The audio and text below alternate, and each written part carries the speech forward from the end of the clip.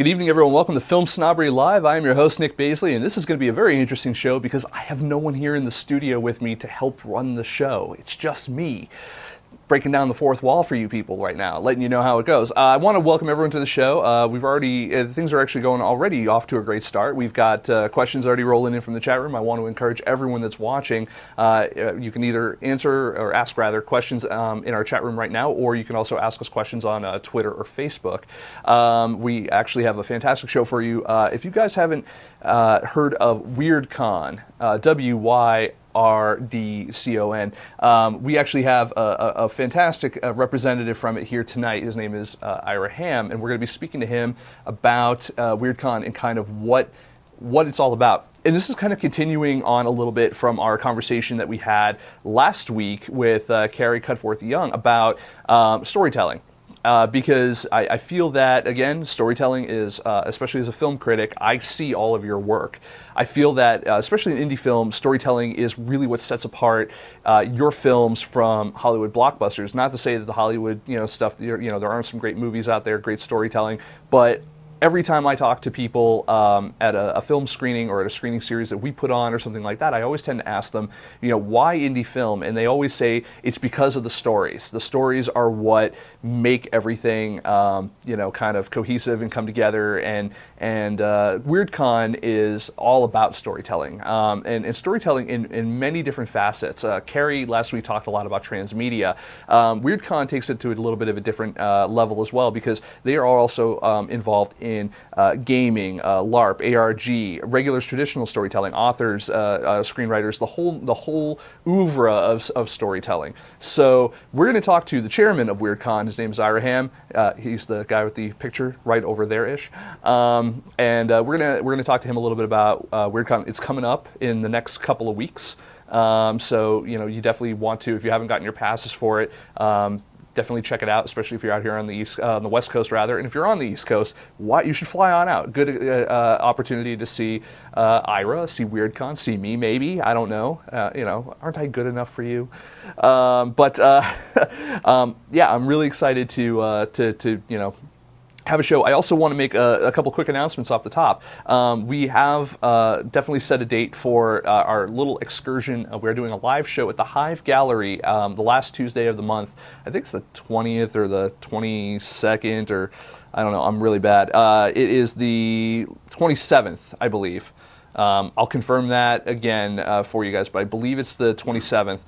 We are doing a live show from the Hive Gallery downtown in Los Angeles. There are going to be some great filmmakers that we're going to be interviewing there, as well as it is the launch party, or relaunch party actually, for our website.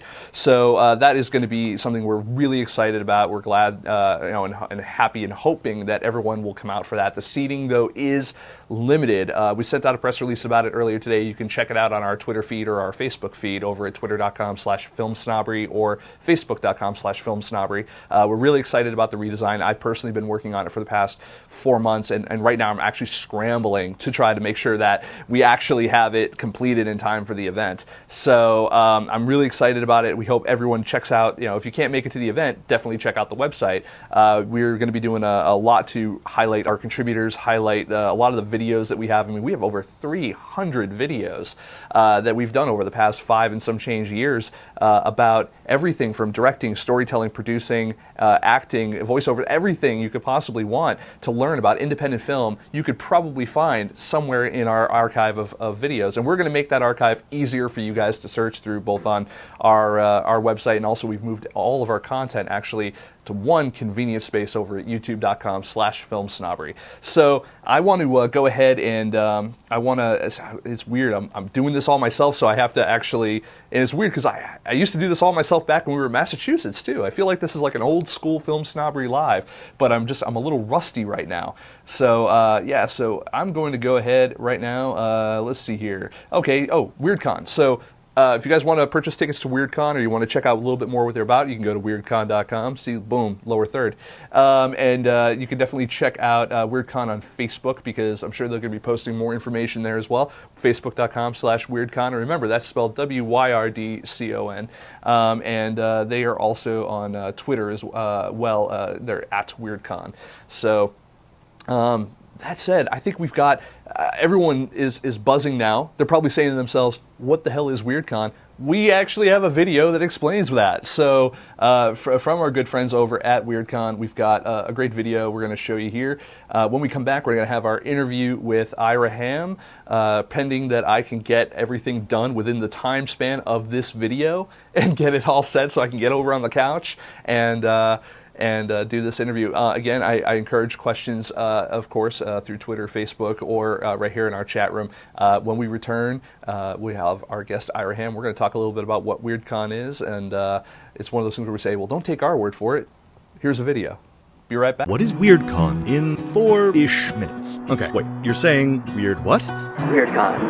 WeirdCon. WeirdCon. WeirdCon. WeirdCon. WeirdCon is an interactive storytelling convention. Take a big bowl full of imagination. We'll say 5 parts of tabletop gaming, maybe 3 parts of transmedia, another 4 parts of alternative reality. Sprinkle maybe a good couple handshakes of costume design, a few more shakes of prop design, some combat techniques, some people plotting in the corner with their hands like this, going wah and such. And you stir it all together. You take it to the hotel, and you just throw it in the lobby, and it spreads the whole area. And suddenly there's WeirdCon. Let's back up. Okay, so you have foam-swinging LARPers, ARG and transmedia people hanging out together in a hotel for one weekend. Whoa, wait. What's it? What the heck is transmedia? Media? That's Soundwave's last name before he got married to Starscream. I'm sorry! Transmedia is a way to create a story in such a way that people can experience it in a variety of different ways. Yay! ARG? What's that? I'm not sure. The Aardvark regulation game. I don't know. Isn't that the insurance company that went under? I'm sorry! That's like a LARP. You can't really tell if you're actually gaming or if it's the real world or not. It's so close to the real thing. I'm not sure. Bingo! And LARP? It's a great way to escape the modern world. Live action role play. That's where you sit around and you hit each other with foam and pretend that it hurts. Hang with me here for a second. A theater experience unlike anything else. Different than actual theater or film because those are scripted, whereas LARP, you are your character. Everything you do is real and everything you feel is real.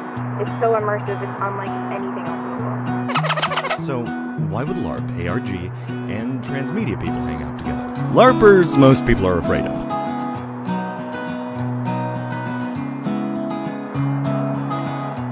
ARG depends a lot on electronic devices and little widgets. Transmedia, everyone is still trying to figure out what that means, but Hollywood uses it a lot in marketing. For starters, LARPers play in parks where most people typically point and stare and are too afraid to jump in the action. But WeirdCon is a place where the LARP curious can try a buffet of LARPs and feel comfortable, because let's face it, until they build a holodeck, LARP is the best thing we've got for actually getting to live as a character, not just read or watch what they do.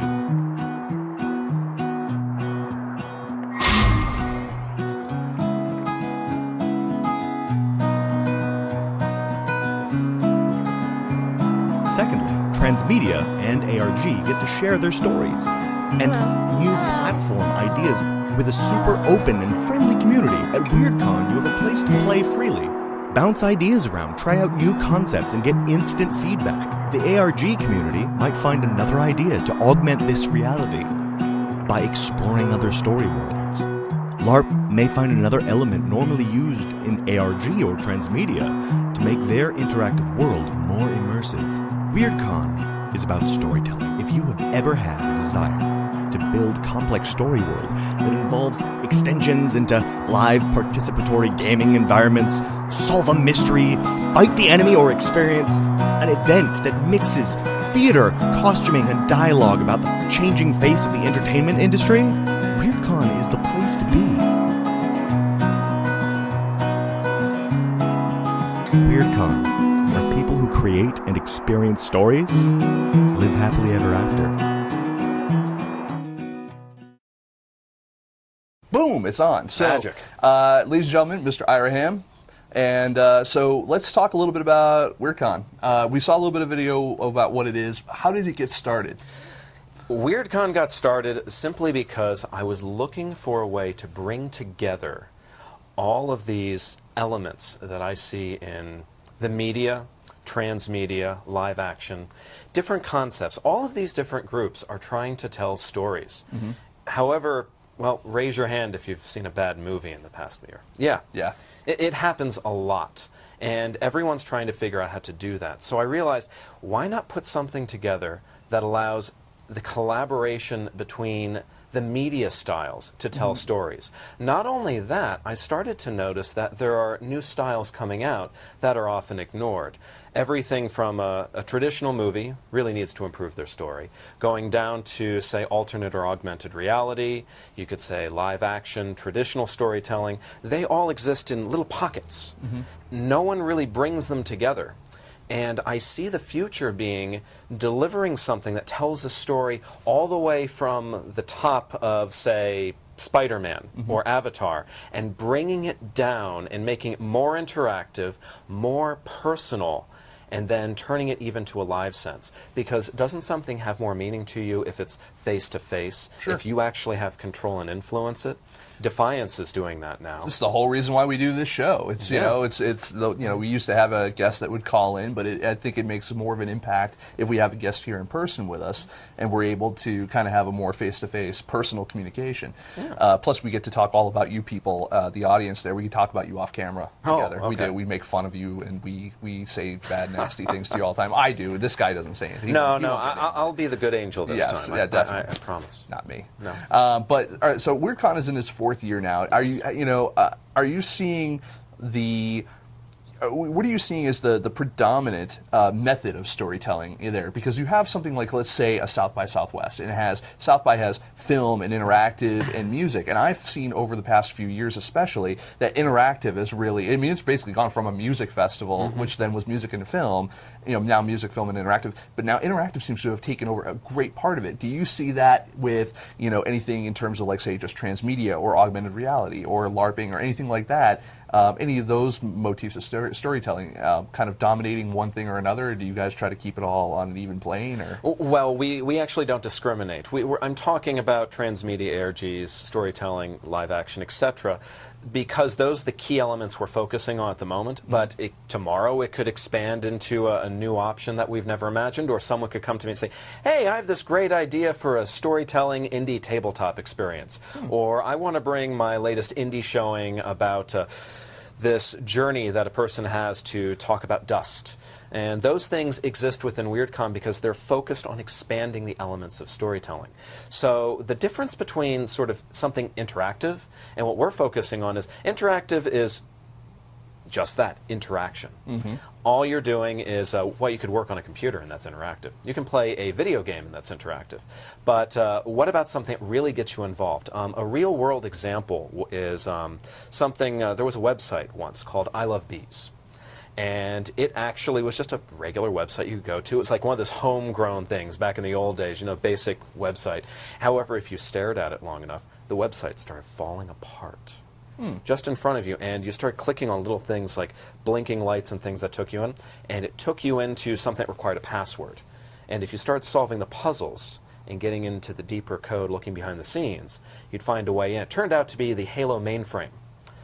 And you struggle deeper solving puzzles and working on things that they presented to you online. It builds camaraderie. There's things trying to solve ARGs constantly online. Get into the puzzles and the story of it. Build sort of this interactive world, but you're also learning more about what's happening behind the scenes. The dossiers, the diary reports, the storyline elements of Master Chief. And then let's say you really figure it out. You really get the puzzles. And all of a sudden you end up learning that, hey, there's this thing in Los Angeles. If I walk into, say, a bakery and I said the secret word, they're going to give me a cake. Inside that cake was a cell phone. The cell phone rang as soon as you grabbed it. It told you to be at a warehouse at midnight, 3 blocks away. You walked into that warehouse. You're handed a AK-47 rifle, and you're told, you have to go save the soldiers on the other side. Good luck. And you're invested in it because it was your platoon you're saving, because you've been following the dossiers online.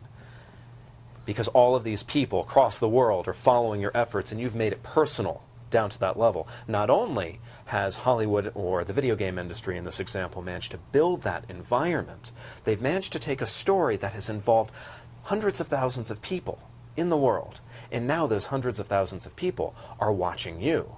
It's if you've ever read the book Ready Player One, the very ending of that, where they get really involved in just following a small subset of players. Why are they doing that? Because they know their stories. They're now emotionally involved in what's happening to them. And that's beyond just telling the story of what the media or the movie is. It's now the story of the people involved. And, well, reality TV has sold itself. Yes. Yeah. Now, we actually do have, because we're talking about storytelling, and we're talking about immersive storytelling, and one of our audience members wants to know something personal about you in storytelling, which is John Hoff, 3. Hi, John. Says, what is the best way for someone to find his or her emotional nexus with regard to storytelling? Maybe the best way to tell that is with a story. So, the idea of how I got involved in all of this, many, many moons ago, there was a good friend of mine.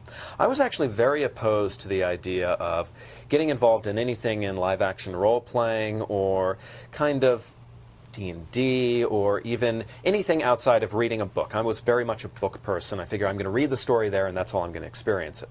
Well, a friend of mine convinced me to try it more personally and said, go on this live-action event with me. You'll like it. And so I'm like, this is silly. I'm going to wear a funny costume, and I'm going to be jumping around on some little pieces of carpeting in the Anaheim Convention Center. Oh, look, there's a piece of plastic over there. That's supposed to be a swamp. This is silly. So I'm kind of laughing. I'm mocking it verbally. I'm literally out loud with the participants, just mocking this thing blatantly. Not cool. And I turn a corner, and all of a sudden there's this 8-foot-tall spider with giant arms, and it just screams at me. And I literally screamed like a little girl. And ran, hopping on the little steps all the way back, slammed the door, my heart was pounding, and I'm like, God, what the hell? That thing wasn't real. Maybe there's something to this. So it's the emotional connection to stories. So where's my emotional nexus?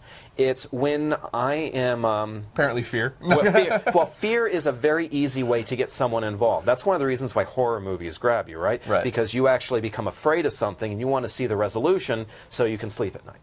So for me, the first time, admittedly, it was fear, but it started to become the camaraderie or the connection with the people involved. So now for me, I realize that I have created, and I tell stories about a character whose absolute purpose in life is to never die. Now you think about it, because he never wants to die. He wants to live forever. He's afraid of dying. But that's not the case. As it's passed and it's evolved, the characters and the stories that I have told have evolved, it's actually changed to be, my character doesn't care if he dies. He has lived for decades. Instead, he cares if those he loves dies. And if you actually ask me personally about myself, what is my purpose? My purpose is to grow those I love. And even in my character, that emotional nexus that you're talking about, the purpose is to ensure that I stay around to grow things that I love. My friends, my family, WeirdCon. WeirdCon.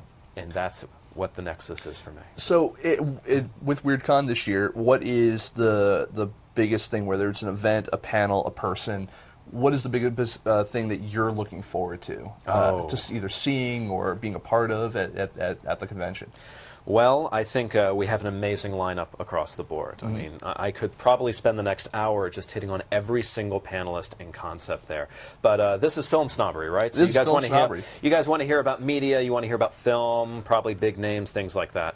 So obviously, if you look at the website, you learn about Jim Butcher. He's actually going to be there talking about how to actually take storytelling into media properties. So he wrote, let's see, the Dresden Files. Oh, yeah. Codex Alara, several books, movies, TVs, things about that.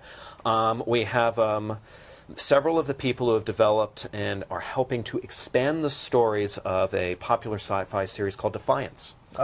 And they are actually coming from both sides of the house. They're coming from the actual television series, and they're coming from the actual online game. Yep. And one of the interesting things that WeirdCon focuses on is trying to transcend a traditional property. If you're making an indie film, wouldn't it be great if that film lasted more than just the DVD disc and the sales of that? I think a lot of filmmakers are trying to do that, and I think that they are failing. And I don't know if it's due to resources or the lack of imagination, or maybe they're too close to the project and they can't see beyond the scope of what's on the page or what's on the screen. Something like Defiance has a budget to be able to create something and fail and then fix. I think that's another thing too, is filmmakers don't have the budget or the resources to fail a first time and to retool. And believe me, even as someone myself, where I'm lucky that I know how to redo my website, because if I think that there's a part of it that's not working, I can just get rid of it and then try something else. It doesn't cost me any additional money or anything. But filmmakers, I think, and some storytellers, unless you're exclusively a writer where that doesn't work on the page, scrap it and then write something else. I find that maybe there's the time and money is really a factor in how far they can take what they're doing. And of course you have things like Kickstarter that enable you to kind of go direct to fan. But I don't know. Where do you feel is the There's a few options and concepts. The first thing you probably have to decide for a film property, and transmedia, Jeff Gomez speaks on this a lot. There's different types of ways you want to manage your story. You can have an open or closed property. You may have heard the terms. A closed property example would be something like, Harry Potter. No one, under any circumstances, is going to expand the world of Harry Potter. J.K. Rowling controls that property with an iron fist. On the flip side, you have a property such as Star Wars. Many books have been written by different authors about it. Now even a different organization is taking the reins ad nauseum to kind of lead the way. So with that in mind, you can do the same with your own property, and there's different directions. If you choose for a closed property, that means you're kind of leading things all the way across the board, and the level of audience involvement that you're going to give over in a more interactive storytelling way is less. But there are definitely options. With an open, which I'll use as the more detailed example, you have a bit more freedom. Let's say you're creating a wonderful story, let me look around this place, about, beanies. Beanies. So let's talk about beanies. So we have a wonderful man, he's incredibly handsome, and he turns out to have a magic beanie. And through the power of this magic Someone's beanie... been reading my dream journal. And through the power of this beanie, he can read your thoughts. That's right, folks. Nick is hearing everything you say, do, and think right now. However, there's some problems with this magic beanie. As we know, turns out it has some other powers. But the first movie and the first film is just about the fact that he's struggling with the entire world's thoughts in his head at the same time. So it becomes a very deep, emotional episode about going through to manage the world's trauma. It's like the internet. It's all porn. Exactly. So, or is that just inside your head? That's a good question. I could be getting those confused. It's philosophical. We'll let the audience decide that. Yeah. So what if you decided to take that and say, the magic beanie actually is lost in the world somewhere, and you could actually do an entire online experience where people are trying to figure out what has happened to the beanie. Puzzles, journeys, codes, trying to tell the story of where you've been. As a matter of fact, it could have been stolen, and someone is leaving a trail of breadcrumbs. Why is he doing that? Well, probably because he's just some sort of crazy person who wants to be caught and he wants to tell a story. But that doesn't matter because you as the audience want to figure out what's going on with it. So you start diving in and learning about his magic beanie. And that's taken it from the first movie or the first thing that you created as your indie film. And people are now invested in that. It's a matter. And then they go a bit deeper, and it turns out that at the end of the solution to the puzzle, the question lies, they get to put on the magic beanie. And so they're sitting online, maybe in a chat room, maybe they're invited into a set like this and they put it on, and they film one key thing. The beanie says within their mind, what else can I do? And at that exact moment, the person has complete control of your story. What is your next film going to be about? Are you willing to give that level of control to the person? Probably not. But it would make a really good short synopsis to pull into the next property, the next journey of that. Well, I'm sure that even with Star Wars, the expanded universe books and stuff like that, I'm sure that, before things are approached with Lucasfilm, or at this point now Disney, it's I'm sure that they had to get a blessing of some sort, and they're probably operating within some constraints. And Exactly. not spoiler alert, when they killed off Chewbacca back in the day, and probably a couple other characters, I'm sure that someone really had to go okay, we are killing off one of your 6 main characters. Are you cool with this? Or maybe the person during the video actually pulls the beanie out and shoots it. That changes things. As a matter of fact, WeirdCon is doing this right now, as an example. What are you doing? If you search on the internet or look on the WeirdCon website, you will find a mention of an alternate reality game. And you can dive in and you'll learn about a wonderful nurse. Her name is Ginny. And she is currently being courted by someone named RU out in the Twitter space. And he has fallen madly in love with Ginny. And he's leaving clues, and he's trying to build an audience to help him woo this beautiful woman. Exactly what happens to her through this journey, and the result of it is carried all the way down to a live event at WeirdCon. Now, everybody has control about what her fate is, and if you're going to help RU or try to warn Ginny. It's all up to you, the audience, and you have a say in the end result. And I won't get into the details, but it actually culminates in a completely interactive event on site that we've been spending months constructing. Now, question, what is the difference between, because I know you corrected yourself, but what is the difference between augmented reality and alternate reality? It's one of those philosophical things, and I get corrected by some of my team on it, but actually Susan specifically has done this. But the way you could say it is augmented is more technology focused. Let's say I'm using my iPhone and I put it up and it changes the viewpoint or the perspective I see. Google Glass is another definition of it. That's augmented reality. Something is actually augmenting your reality. Gotcha. Whereas alternate reality is you're participating in something, but it's sort of in a pseudo-separate universe. We may be pretending that something's going on between Ginny and RU, but in reality, it's not really happening, let's be honest. You just totally broke Yeah, I totally broke it. Took me out. No. Yeah, sorry, folks, but at the same time, it's the challenge of getting into that story. Right. I mean, we all know the Halo universe isn't real, but then again, why were thousands of people involved with I Love Bees? Right. Yeah.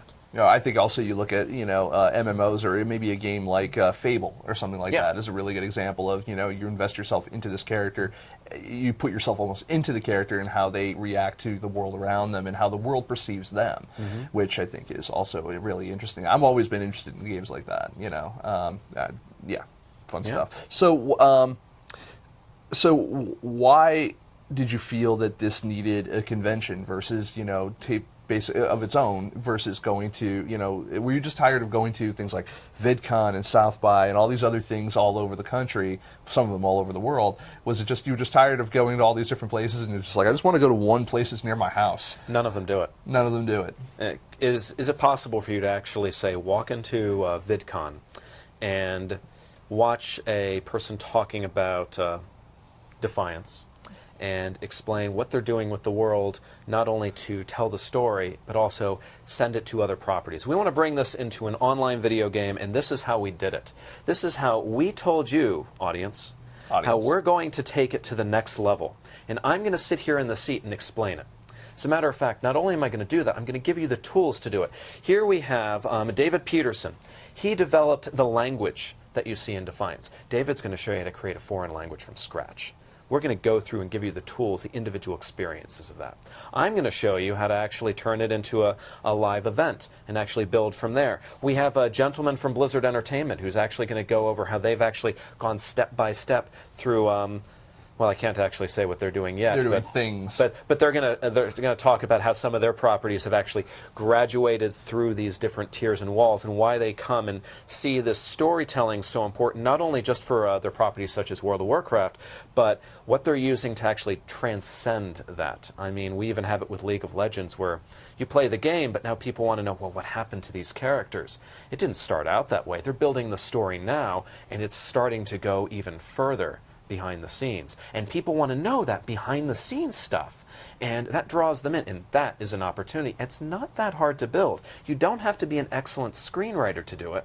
You just have to be willing to let the characters evolve. And you know what? One of the secrets I've found doing and practicing this myself is when I'm really stuck, if I give some of this to the audience will write it for me. Yeah, not for any monetary gain to the audience, of course. No. It's all over here. Yeah. Very much so. So where does, in creating and expanding these universes for different properties, where does fan fiction come into play? Actually, I think fan fiction is one of the best benefits of this. Live action right now is probably heavily fan fiction on its own, except it's an interactive form of it.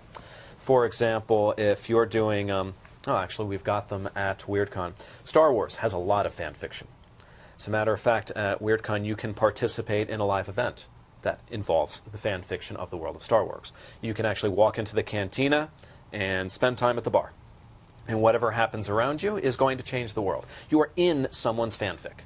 George Lucas did not come down and say, we're going to do this. Same thing, we have 2 Dresden Files events. Why? Well, Jim Butcher's there, so we kind of attracted 1 or 2 excellent people at it. Sure. But with that in mind, these are fanfics. And they're effectively telling different aspects. Are these official? Are they blessed? No. But they're just like the rest.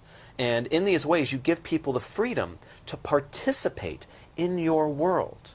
And with that, you can build ideas around it, and you create a following from it.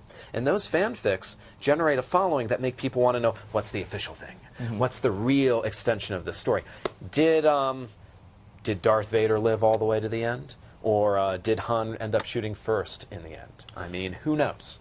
I mean, those sorts of things are heavily into fanfic. Some of them have been corrected by the official word. And you get to play Han all shot within that. First. Absolutely. That's right. So, did you, in putting this together, you obviously have a team of people to help you out, and how big has this gotten now for you from when it started to where it is now? I mean, how long does it take to put together? I mean, is this basically now a full-time, event for you in terms of like, okay, this one just ended, so now we got to start prepping for the next one? Actually, right now I'm prepping for Weird 5. Coming this weekend is the first day I sit down and actually start developing all the properties. We've pretty much settled on a date for it. I can't give it just yet, but it's less than a year. We're moving back into an first half of the year instead of the second half of the year for our calendar, and we are... I can't give away too much yet, but we're starting before Weird 4 to prep for Weird 5. Wow. And the team works constantly around the clock. I mean, shout out to everyone. I don't want to name names because I know I'm going to forget someone, but the team is just nonstop working on this. And even myself, we work on it constantly all year. Yeah, how has the response from the various industries been? I mean, have they started? A first-year event, it's always hard to get support from more established places. But now you're in 4th year, going into year 5, soon. Has it been easier now to get the attention of people to either bring on as guests or sponsors or any of those other kind of key components that you need to kind of put on an event like this? It's interesting because no one really knows exactly how to place WeirdCon. If I work at Disney, for example, and I need to sell, hey, I want to go to this storytelling convention. Well, what's that? I mean, transmedia, it's more well-known, but how does storytelling fit within that environment and actually create the next steps? It's very difficult to fall within that niche because it's sort of transcending some things and it's falling into the niche of others. So the media and the business world is just starting to go, people are going to that. You're starting to get some noteworthy people there. People are coming out of this and actually starting to apply the principles. So you find it's more word of mouth that helps out more than anything? I would say that we're doing 2 things. Not only are we sort of creating something from the ground up, but we're also raising awareness of a missing piece to the puzzle.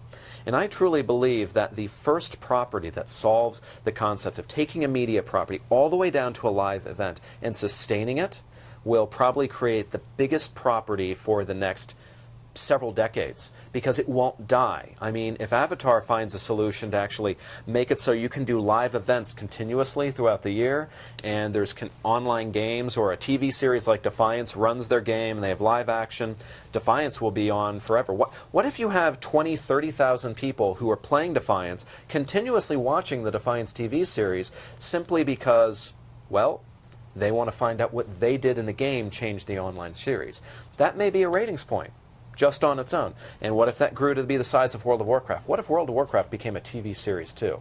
Holy shit. I would like that, yeah. Yeah, I mean, people in the audience want it right now. They are prepping for the movie. Exactly. I mean, what if you journey that all the way down? I mean, then you could say, you know what? I was actually sitting yesterday at Thrall's dinner table online, and then in a live event that, like the worldwide invitational, I ended up being killed by Thrall. Then it turns out in the TV series, you're starring and you've just been killed by Thrall. And it was like, that was me. Everyone wants to know about that. Or you become the person that solved the puzzle and dropped down the gates to the new world there. It seems like they kind of started to do that a little bit with City of Heroes a while ago, where they created the comic book that went alongside it, but they would pick characters from the game and inject them into the comic book. So, you know, if you guys aren't familiar, I love MMOs. I used to play, I've played so many of them, and so many of them have let me down. I think it's because they just lose focus. I mean, I still am a huge fan of the original Star Wars Galaxies from back in the day, you know, before they nerfed it and, you know, changed the gameplay completely. And it was just such a... It was such an interesting world to live in, because it was literally just a cluster of worlds, and there was tons of people there, and it was kind of like no rules, but you can have a house and put things in it, and, you know, it was like, you know, but at the same time, like, you're a bounty hunter, and you're in your ship, and you fly to another thing, and you're completing, you know, for me, that game became less about completing missions and more about interacting with the people around me. And with that in mind, I think that formula, once someone masters that formula, it's going to create a whole new world of entertainment. People are playing with pieces of it. You can go to different conferences and see a piece of it. WeirdCon is the only place I know of that's doing all of it together. Nice. And that's what makes us unique. You can actually sit down with people who are thinking about this right now, wanting to actually just bring you to the table and have that dialogue. You want to sit down with Jeff Gomez, from one of the biggest names in the transmedia world, and actually say, and actually ask him, Jeff, I'm thinking about this. What do you say?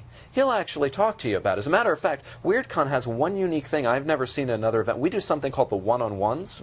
The beginning, during our opening party, we actually draw names out of a hat, and you can actually sit down for 15, 20 minutes with one of our VIPs, close doors, and talk about anything you want with this person. So with Jeff, Jim Butcher, we invite them to just have this dialogue opportunity. So you, from the audience, could actually have a meaningful conversation to do anything. Sell your idea, try to get grief counseling, talk about a whole new world you want, whatever thinking. Get advice on a book deal. I mean, these people are willing to actually give their time, and it's something we do for free. There's no cost ever in addition to the ticket for this. Just show up at the opening party and put your name in the hat, and you have a chance to it. And honestly, it's not like one or two. It's usually like 10, 15 people get this shot. And it's pretty significant. And people love that opportunity. If you go to Comic-Con, do you actually get to sit down with the people who are giving the autographs and actually talk to them for a few minutes? No. No, not really. At WeirdCon, you get that opportunity. Unless you get like that one sad guy who's sitting at the table that no one's going to, which I totally always feel bad for. I pass by and I'm like, you see the giant line at Lou Ferrigno, and then like, you know, like there's other guys just sitting there, just like, yeah, I was in that thing that time. Yeah, you know? It's like the C celebrities or the D celebrities. Yeah. Now I noticed you have a pin or so a talisman of some sort. So, and while you describe what that is, I'm just going to go check on our stream real quick and just also make sure it's actually working. Yeah, and just maybe also change our lower third a little bit there. But okay, well, let me see if anyone can actually see this. Can they actually see if I hold this up? Is that visible? That is visible. So this is what we call the sigil. So every year, WeirdCon has a badge. You know how you actually have an attendee badge? You've been to Comic-Con, you've been to VidCon. They have something that's a piece of paper. It has your name on it, and it says, you're attending this conference, so security will let you through. Well, that's not really telling a story. We want something that you're going to actually have that tells a story. So every year, WeirdCon's badges are designed to tell a story. This is actually based upon the badge to Weird 3. This was the Kickstarter reward last year. This thing right here, it was the Try Weird Sigil. This is a unique metal type just for that. And what the concept of this is other than actually identifying you as the attendee to the conference. So you get one of these or something like it different every year. The idea was you have a piece of storytelling in your hand. This is actually something, it weighs a noteworthy amount. It's solid, it's not a piece of paper, it's not flimsy, it's real metal. And you can look at this and imagine what stories could be done about the three-headed dragon. And this coming year, there's a unique one as well. If you were in the Kickstarter, we revealed a little bit about what that image is. But each year, we do something to help expand the world of storytelling, and you are wearing a piece of art for the purpose of expanding that ideal. We don't just want a badge. We want you to take away something that helps inspire you to tell stories. And what better way than a piece of art? And that's what these are. And that's what we give to you just for walking in and spending the weekend or 4 days, Thursday through Sunday with us. And I have one. Yes. You brought one for me. Yeah. I appreciate it. Can we see real quick? Yeah, take a look. It's a good size. It's good. So where did the name for WeirdCon come from? It's the name of a swamp. It's weird means swampland. Yeah? Yeah. SwampCon? Yeah, pretty much. No. Please, Internet, don't abuse it too much. Yeah, it's already happened. It's on Reddit. Okay. It's on Twitter. It's everywhere. SwampCon. No. It's tons of people walking around with swamp ass, most likely. So you get no. So the name for WeirdCon is based upon a story, a live event that I actually did. I wrote a whole series of events for 3 years. I ran it. It was called The Weird of Avilion. And the basic concept, it was based upon the world of King Arthur. Why? Because, quite honestly, I wasn't that great at storytelling at the time, and I stole one from an open season. Arthurian legend is open source, so based upon that. So I tell everyone, if you're stuck on a story, you look at Arthurian legend or you look at the classical, like the Greek myths, Romans, all that kind of stuff. They're ripe for the pickings, people, and they're great stories. La Mort to Arthur, there you go. Totally. So Gawain and the Green Knight is one of my more favorites. Exactly. Yeah. So with that in mind, I wanted to create the idea of some sort of situation which would band together a group of heroes. One of the things that I find engaging in personal storytelling for me is I like the players or the participants to be heroes. Those are the movies and the worlds that call to me. I know the audience and people have their own individual ideals. So I created a world where the participants start as refugees. Literally everything about them has been decimated. And so they go to the last remaining place in Albion, in England, that's left, which is Avalon. Because, it's the magical place, so of course it wasn't destroyed like everything else. Of course not. And so they're refugees, and they literally come to the weird, which means swampland. And they just start building a life for themselves.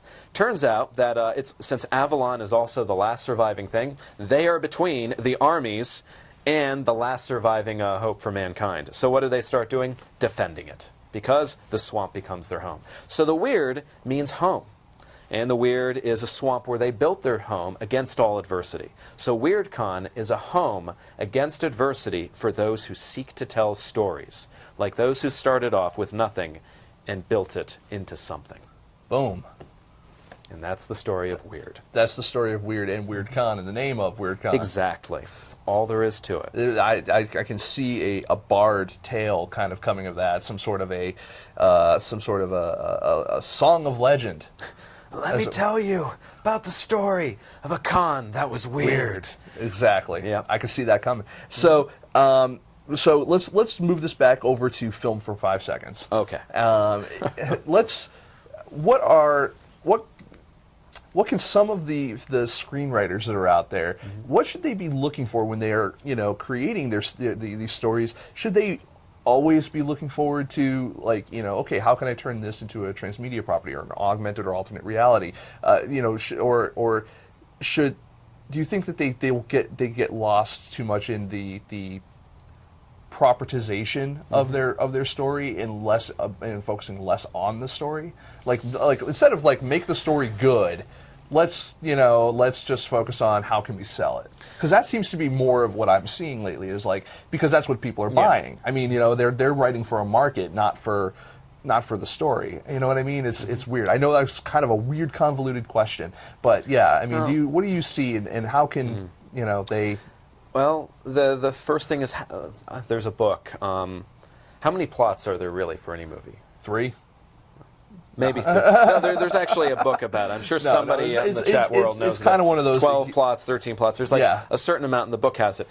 one of the things that I think is very I was thinking of cliche- the conflict thing, the Yeah. man versus himself, man versus versus- man, man versus yeah. side influence or whatever. Yeah. But there's kind of a mix, and within those plots or those conflicts or however you build it, people get really focused on how am I going to build this? Am I going to make this a romance, or am I going to make this a man versus machine, or versus the world or individual? Don't focus on that. That's actually a trap, because then you're focused on the moment of what you're trying to build. It's like, I want to build a skyscraper. Congratulations, you've just finished a skyscraper. It is going to be a romantic comedy skyscraper. Everyone knows it as just that. Now, what about the grounds and its place in the world and the stores that you're going to put inside it? That's a little bit about the world that's interacting, or the characters that you're doing, or I'll just call them the widgets, the props, the magic items, the points of interest in that item. A little bit more about them. Not that you're putting them just into that world or you're going to tell the story about them. But let's see, what's a Usual Suspects did this. Sure. So would you be more interested about the coffee cup that fell to the ground at the end of that movie? Well, I'm only interested in that based on everything I've learned throughout the movie of that character. But that particular coffee cup, if I wrote one extra sentence in like a little bit of footnotes in the script, that particular thing, that can become an ARG. Because people want to know, where did he get that from? Or maybe there really was something about the devil who never existed from the coffee cup. You could take that somewhere. Allow, allow something to go forward. It doesn't even have to be about your property or your story. You just need a hook in it. But it has to be a hook with meaning. And that's the important thing that I think people miss or forget. They forget that if they want to take it further, it has to have meaning. It has to hit you here. And it has to be in that emotional moment. We remember the coffee cup because it fell to the ground in that pivotal scene. Not anything having to do with the coffee cup as a coffee cup. Right. So focus on taking that meaning somewhere. It was the coffee cup in context of Exactly. what It doesn't have to be about the characters. It doesn't have to be about the world. It could literally be Red Coffee Cup Industries. I mean, literally, Halo, going back to the I Love Bees thing, that has nothing to do with Halo. No. But if you actually caught into that, you did find that they were linked, in that it was the scientific research facade. The FBI surveillance van of Halo was actually part of that concept. So let a concept go somewhere, and it can take you further. Now, do you find that there are examples of brands that try to force that kind of stuff rather than happen? Because it sounds like there has to be some sort of planning, but at the same time, you do kind of want to let things happen organically because people can tell when they're being "quote unquote" sold or led. You know, when it comes to even traditional storytelling, you know, you see very obvious plot points like beats. You know, a beat sheet is very obvious. You know, how does something like, you know, WeirdCon help filmmakers or maybe just writers, storytellers, let's just say storytellers, get out of the tropes that they tend to fall into, you know, with all of these things? I mean, is it just more based on the conversation? Are you guys doing seminars and stuff like that as well, or workshops? Yeah, actually, that is definitely something at WeirdCon. There's a whole slew of panels that actually discuss and involve you in the creation of some of those. There's actually 2 storytelling panels specifically. I don't have the list in front of me to name them, but okay. It definitely focuses on those concepts. If you actually go to the website and click the register link or the schedule link, you'll see like 100 different events, and you can definitely peruse all of them. But I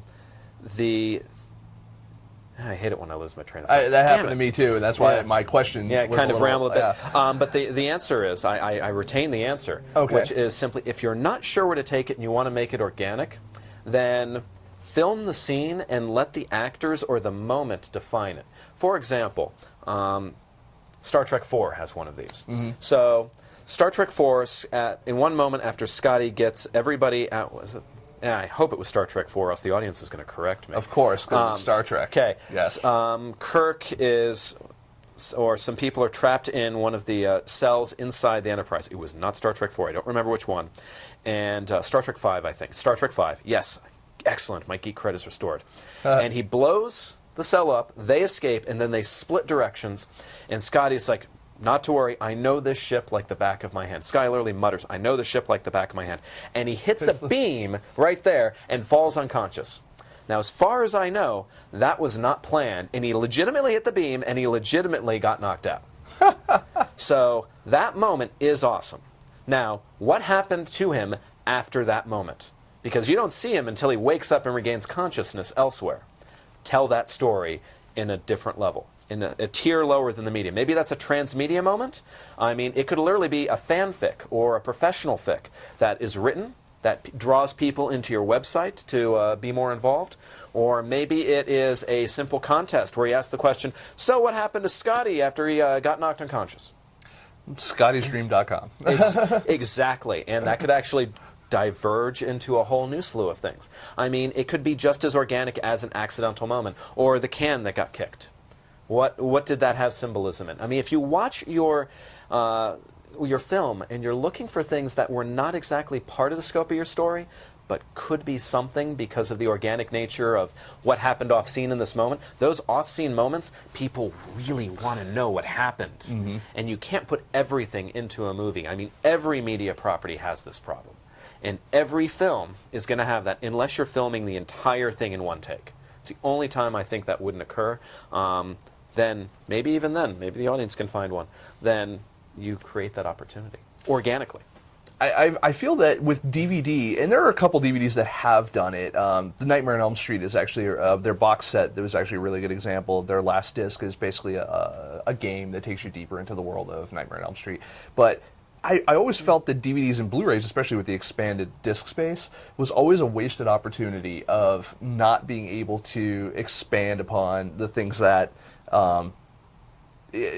delving into this, the universes. And because DVD is such a it's such a thing. Although I think that the biggest problem I think that a lot of people might run into is, it's like they want to play like this, and unfortunately with the DVD you can only play like this. True, but I always felt that it was a wasted opportunity a bit. I actually think that it's an opportunity to put a piece of a puzzle in. And people bury it.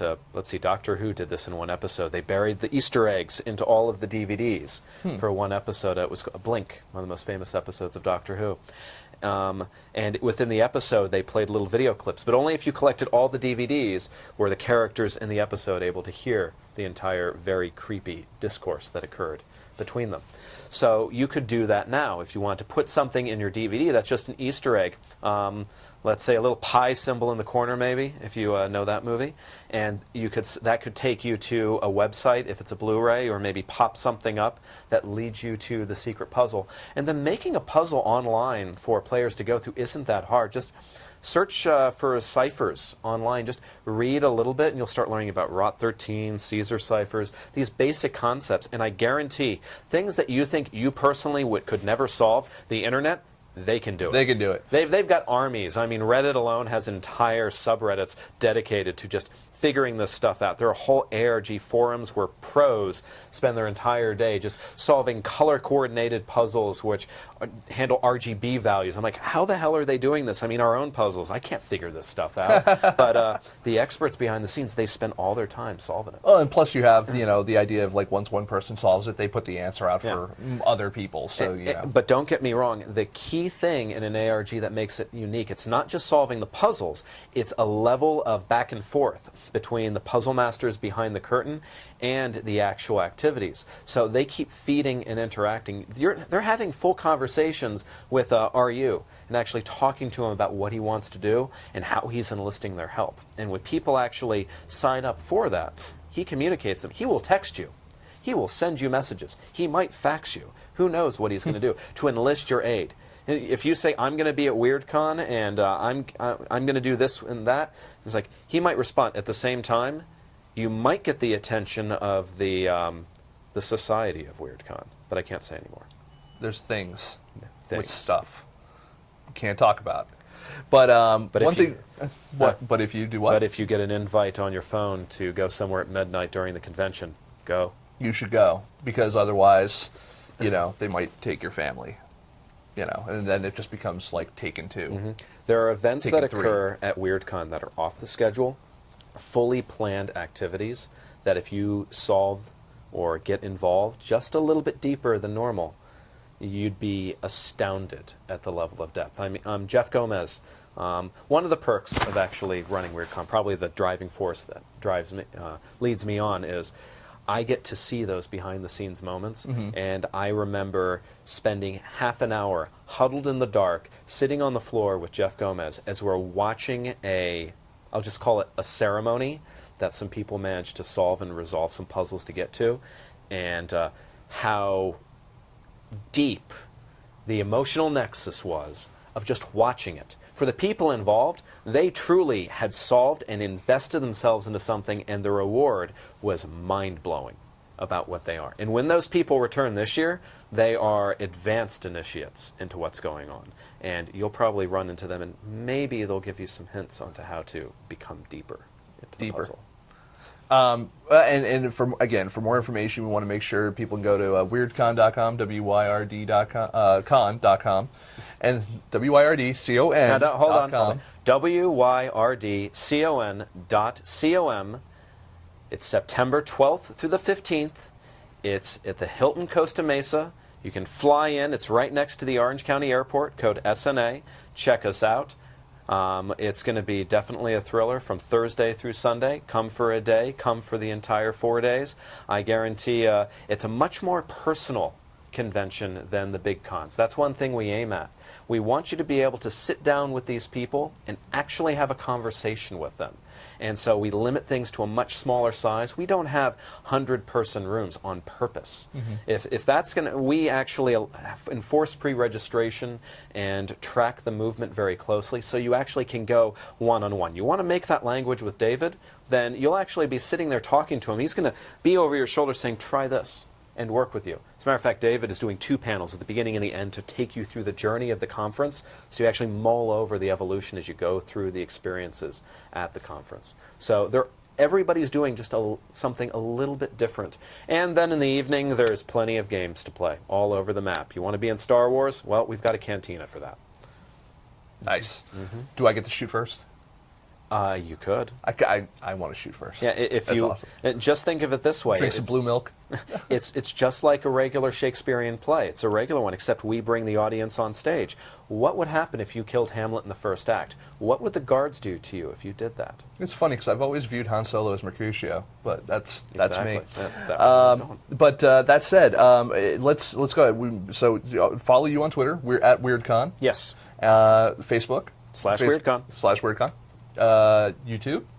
WeirdCon Storytelling. Just search for WeirdCon, you'll find us. You'll find them. I did. We did it right before the show. Yeah. So that's all we have time now for our guest here, Mr. Ira Ham, but I want to say thank you for coming on. Oh, it's been a pleasure. Fantastic. And we're going to be right back. We have a little bit more show for you guys. I'm going to go ahead and we got a little ad from our good folks here where we're at, actually, at Hot Pixel Post Production, right here in their color timing bay is where we do the show. So we have a little ad for them. When we come back, we'll have more show for you. Stick around, and I got to run over there now and hit the button. I'll be right back.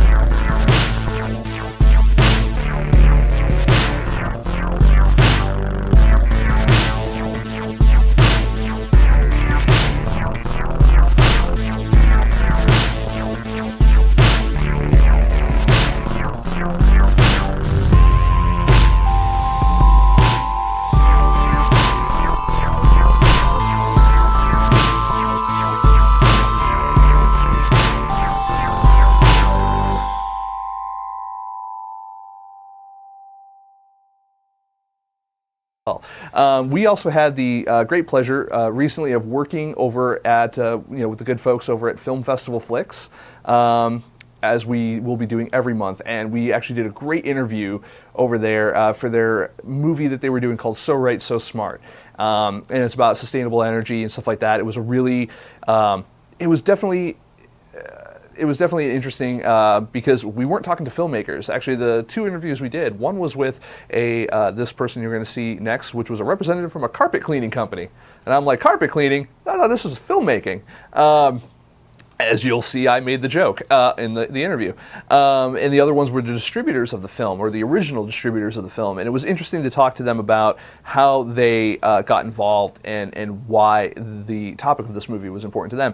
We're going to go ahead, we're going to play a clip from our interview over here with our representative from the carpet cleaning company. And when we come back, we're going to wrap up and get the heck on out of here. So stick around, we'll be right back. This is Nick Baisley from FilmSnobbery.com. I'm here at Regal LA Live here at Film Festival Flicks once again. And who am I here with tonight? My name's Christina Wirtz. I'm with Interface Carpet. What is Interface Carpet? I thought we were at a film event. What are you doing here? Well, I was asked to come down. Our showroom is just down the street. And Ray Anderson, the founder of our company, Interface, he is in the movie. So he's in the movie. Now, from what I understand, a lot of what this movie's about has to do with a lot of green initiatives and sustainability. And your company is one of the ones that are kind of on the forefront of that. What do you guys do that is, to make the move towards a sustainable planet? Let's be honest. But why? Why would you do that? Well, what's really cool is, so it's a carpet company. And, we used to follow the old model that everybody did, and it was kind of like you take from the earth, you make it, and then you have waste, and then it goes in the landfill, and it sits for 50 years plus. And Ray Anderson, the founder, had an epiphany, all of a sudden said, wait a minute, what am I doing? And he read the book by Paul Hawken and read a chapter called The Death of Birth, and it was like a spear in the chest for him, and he set out to change the entire company. And he thought that if he could do it, and a carpet company, which is a really bad polluter, if he could do it, anybody could do it. And what are some of the ways that you guys are actually, how did you change your business to kind of follow that model? Well, he gave a speech, and a lot of people thought he was crazy and went crazy. And then slowly but surely, he stayed true to that mission, and he said, this isn't going away, we are going to do this. And then we started to make a profit from it, and all of a sudden it was really good for our marketing. And then all of a sudden we saw the waste that wasn't going out into the landfill, that was actually coming back to our manufacturing process, and that we could remake that right back into carpet tile again. So it was a full closed loop process. And then the benefits were huge, and the light bulbs went off, and now every day there's a new explosion of ideas on, how can we be better? How can we mimic nature and not take from the earth, but add to the earth and be more restorative? Do you think that you have to be a little crazy to be innovative? Yeah, I do. After I've watched Ray Anderson and in action, and I've been with the company 11 years, so I really got to see the history of this unfold. And but you can be normal, you can be crazy, but if this just makes sense. It just makes sense. It's just right. It's the right thing to do. Did his initiatives within the company start to affect anybody outside the company in regards to, people like, oh yeah, maybe I should recycle, or maybe, we should, did you see other businesses that he also worked with also go like, oh, maybe you're right. Maybe this is a better way of doing business? Yeah, actually, we have a number of businesses that now come to our facility in Georgia or around the world, and they come in just to talk about what could we do. I mean, we've even had Walmart come in and big companies, and we are happy to share how we did it, what we're doing, and then we get ideas then from the people that come in. And then every day, of course, I'm showing this product to architects, designers, companies, and all of a sudden the light bulbs start going off locally for people. Wait, what could we do better? What could we do? And then it just makes sense.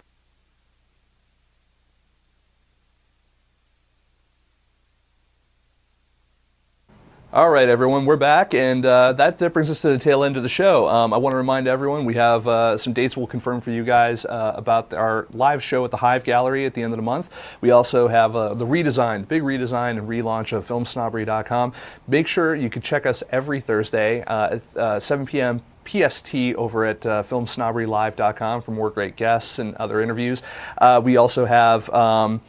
we've got so many other things coming up soon. We have some more videos that we're going to be posting soon from Film Festival Flicks. We'll be there I believe it's the first Wednesday of every month. And we also have some other great announcements that are going to be coming up in the future. We want to make sure that you guys stay tuned for those as well. So make sure that you guys follow us over at twitter.com/filmsnobbery. Let's see. Let's bring that on up over here because I got no help. Here we go. Boom. At FilmSnobbery. How about that? No, and then Facebook.com/FilmSnobbery, YouTube.com/FilmSnobbery. Pretty much anything on the net. .com/FilmSnobbery, you'll probably find us. So, check us out next week. We look forward to having another guest sitting on our couch and talking to them. Maybe we'll talk more about storytelling. Maybe we'll talk about finance. Maybe we'll talk about producing. Who knows? Stay tuned, though. We'll be announcing our guests as soon as we have knowledge of the confirmation of them, and we'll see you then. Until then, make sure you remember you can ask questions in our chat room on Twitter and Facebook, and we'll ask them to our guests. So see you guys next week, same time, 7 p.m., and we'll see you then. Bye.